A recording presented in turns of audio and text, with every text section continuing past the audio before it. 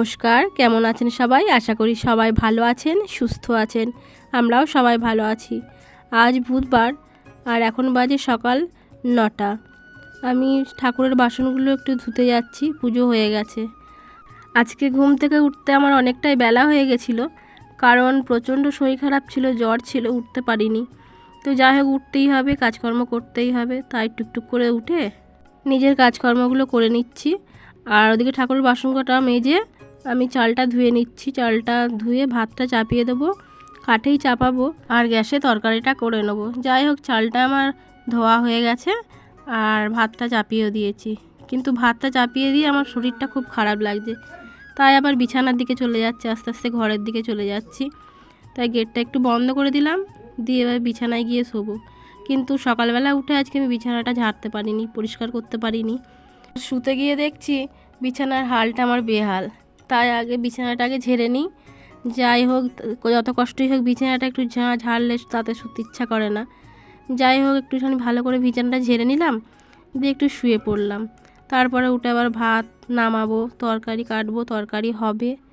যাই হোক, একটুখানি রেস্ট নিই, তারপরে আবার বাইরে যাব। আর শরীরটা এত খারাপ, বারবার শুয়ে পড়তে ইচ্ছা করছে। আর আমি ভাতটা নামিয়েছি, কালকে যেহেতু লক্ষ্মী পুজো, তাই এই জলচৌকিগুলো একটু ধুতে হবে বলে আবার শাড়িটা চেঞ্জ করে নাইটি পরে এইগুলো তাড়াতাড়ি করে ধুতে চলে এলাম, ধুয়ে রেখে দিলাম। যাই হোক, কালকে লক্ষ্মী পুজোর একটা কাজ আমার মিটলো। আর এদিকে এসে আবার তরকারি করছি, আর এদিকে আমার তরকারি হচ্ছে। আর এই যে আমার ছেলে পুরো ঘর একবারে নোংরা করে রেখে দিয়েছে, টিচার্স ডের সব কী সব বানাচ্ছে।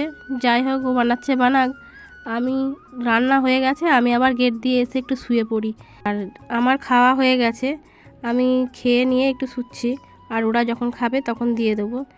এই যে এসে বিছানায় একটু বসেছি, বসে ঘুমিয়ে যাচ্ছি বারবার। যাই হোক, ওদের এবার খেতে দেবো বলে উঠেছি, উঠে খাওয়া দাওয়া হয়েও গেছে ওদের, দিয়ে বাসন ধুতে যাব। সেই সময় এই যে স্ল্যাবে আমাদের যে কলতলাটা, সেখানে দুটো সাপ এসেছে, এসে উৎপাত করছে এত, বাপরে! আমি তো আর বাসন কোসন নিয়ে বার হতে পারলাম না। থাক, ওরা আগে চলে যাক, তারপরে আমি গিয়ে বাসন টাসন পরে মাজবো, দেখা যাবে। দিয়ে আমি আবার ঘরে চলে এলাম। ঘরে এসে আবার ঘরেও ঢুকে গেছিলো, ঘরের মধ্যে ঢুকে গেছিলো। যাই হোক, সবাই ভালো থাকবেন, সুস্থ থাকবেন।